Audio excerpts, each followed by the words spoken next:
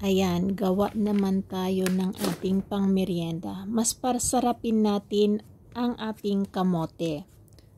So, inilaga ko siya and then aking ini-air dry para maalis yung excess water niya.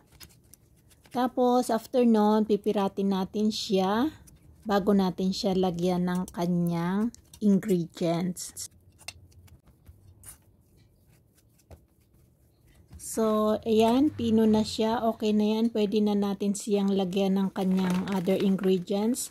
So, ito, bread flour ang ilalagay ko or pwede din all-purpose flour or yung cornstarch. Isang kutsara lang ang inilagay ko. And then, lalagyan ko siya ng breadcrumbs. Ang breadcrumbs, nilagyan ko din siya ng isang kutsara.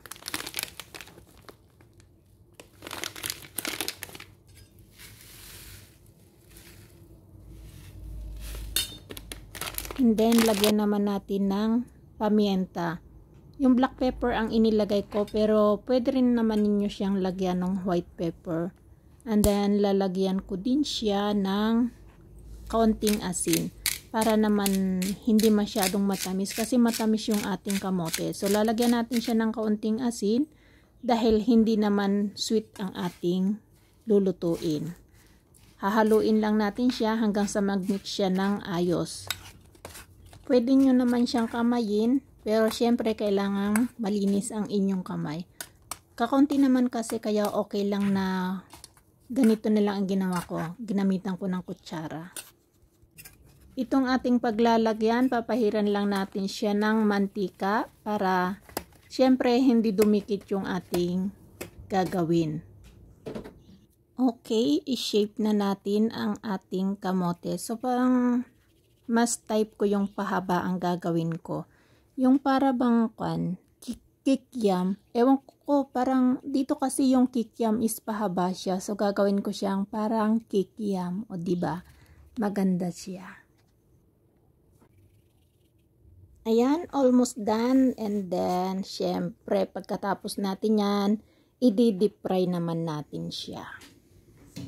So, ayan, may mantika na ang aking kawali. Alam nyo naman ako, automatic. May mantika agad yung kawali, ano. Yan, nilagyan ko siya ng mantika, tapos i-deep fry natin siya. Tasting kung mainit na yung mantika, medyo hindi pa siya masyadong mainit, dumikit pa ang ating kikiam, ang ating kamote.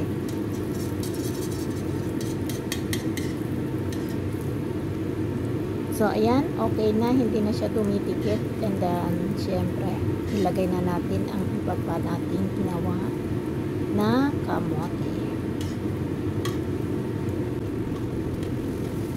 I-deep fry natin siya hanggang sa mag-golden brown para sure na yung loob is luto. Ito, after kong maluto, tinikman ko and then kulang siya ng asin. So, ang ginawa ko, nilagyan ko siya ng white pepper. Kasi may white pepper na yung may asin na siyang kasama. So, yun ang inilagay ko para mas masarap siya. Mas mabango. At saka yung lasa niya is panamang-panama. So, mas maganda kung may white pepper kayo. Magandang yun ang ilagay. Tapos, masarap din siya. Isawsaw sa mayonnaise. Yung mayonnaise, lagyan din ninyo ng black pepper, tapos kaunting water. Yun, sarap niya.